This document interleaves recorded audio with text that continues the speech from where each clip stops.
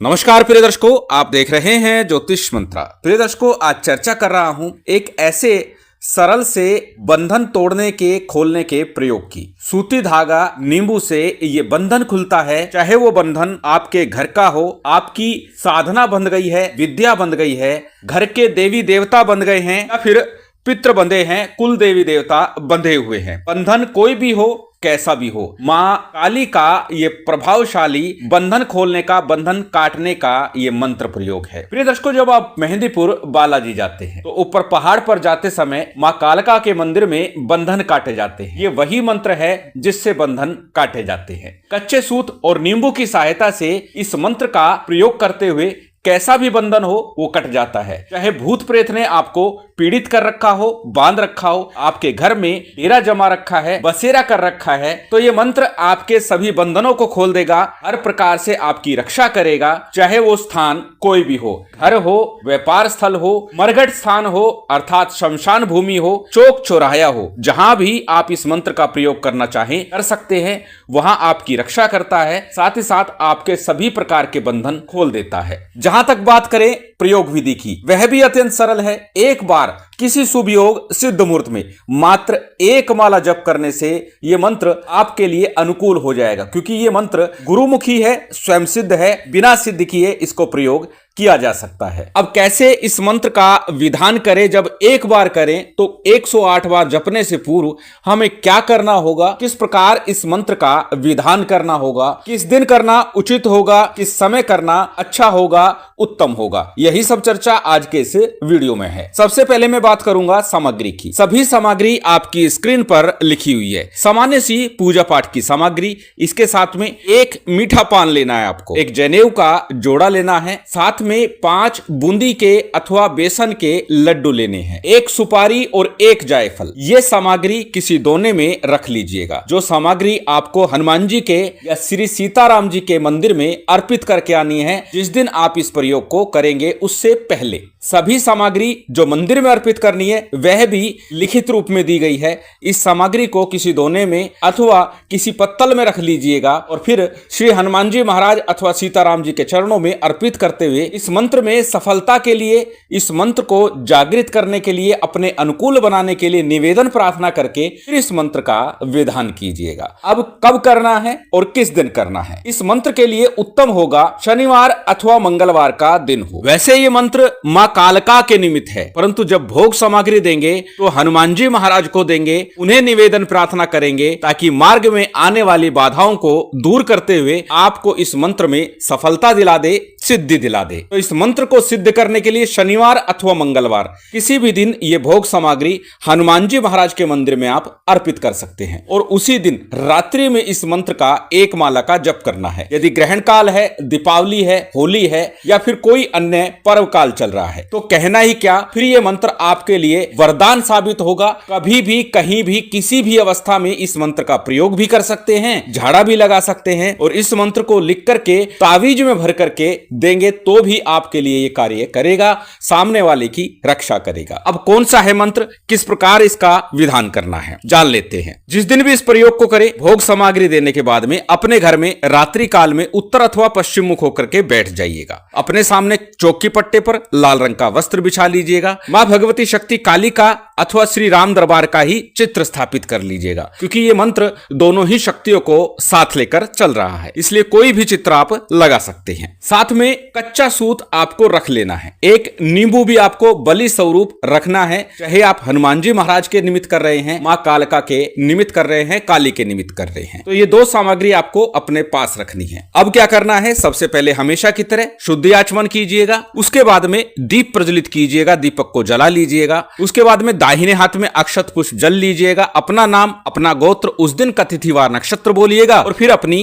कामना बोलिएगा कि इस मंत्र को जागृत करने के लिए, सिद्ध करने के लिए, जन कल्याण के लिए मैं इस मंत्र को सिद्ध कर रहा हूं, अपने अनुकूल बनाने के लिए सिद्ध कर रहा हूं ताकि मैं जन कल्याण कर सकूं। इस प्रकार आपको संकल्प लेना है। संकल्प के उपरांत संकल्प के लिए लिया गया अक्षत पुष्प जल किसी थाली प्लेट में अथवा दीपक के सम्मुख छोड़ देना है। तत्पश्चात सबसे पहले गणपति जी का, गुरु का, कुलदेव, पितृदेव, स्थान देव, इन पंचदेव का सामान्य से ध्यान पूजन कर लीजिए। जो भी सामग्री आपके पास है, क्योंकि सामान्य सी पूजन सामग्री लेनी है जिसमें अक्षत पुष्प, धूप, दीप, नैवेद्य जो भी आप व्यवस्था कर सके उसी से आपको पूजन संपन्न कर लेना है। साथ ही साथ सीताराम जी का, हनुमान जी महाराज, शिव शक्ति और भैरव जी का सामान्य पूजन विधान जो सामग्री है, जो व्यवस्था है उसके अनुसार संपन्न कर लीजिए। उसके बाद में आज के इस मूल मंत्र का एक माला का जप करना है। अधिकस्य अधिकम फलम, ये बात मैं अक्सर बोलता हूं। यदि आप साधक है तो कम से कम 3 या 11 माला का जप करें, आपके लिए अधिक उत्तम होगा। यदि स्वयं के लिए करना चाह रहे हैं तो एक ही माला पर्याप्त होगी। परंतु इस मंत्र के जप से पूर्व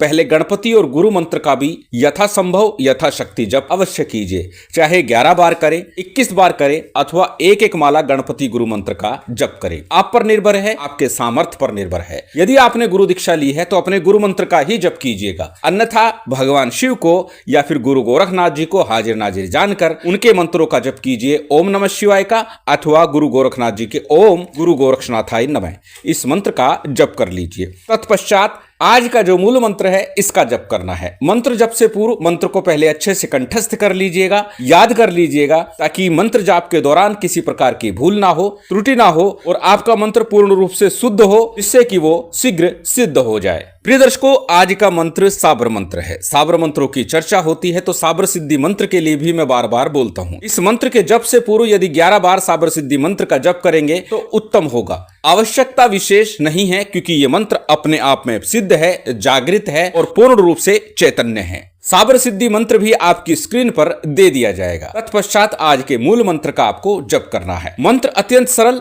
आपकी स्क्रीन पर है, स्क्रीनशॉट ले सकते हैं, किसी कॉपी नोटबुक में नोट कर सकते हैं। मंत्र को एक बार बोल करके बता देता हूं। मंत्र इस प्रकार है। ओम नमो आदेश गुरु का, जल खोलूं जलवायु खोलूं, खोलूं जल की काई, अमुक की बंधी विद्या खोलूं, तेरी जोत जलाई, यह बंधन खोले खुद काल का माई, घर के बंधे पितृ खोले, देवी खोले देवता खोले, मरघट से मैदान से, चौगान से, खिद्दर से, सैयद से, धरती से, आसमान से, जो मेरा खोला ना खुले, राजा रामचंद्र की आन, महादेव की आन, माता सती की आन। इसी मंत्र का आपको जप करना है। सरल सा मंत्र है, सरलता से याद भी कर लेंगे। फिर उसके बाद यथाशक्ति यथासंभव जितना अधिक हो सके इसका जप कीजिएगा। जप करने मात्र से ही प्रथम तो बंधन कट जाते हैं, परंतु फिर भी यदि बंधन बहुत अधिक कठिन है या लंबे समय से आप पीड़ित हैं तो फिर आपको नींबू और सूती धागे का प्रयोग करना है। मंत्र जाप के बाद में माँ भगवती शक्ति की, हनुमान जी महाराज की आरती कीजिए। जिसका भी आपने विग्रह रखा है, चित्र रखा है या जिसके प्रति आपकी आस्था है, विश्वास है,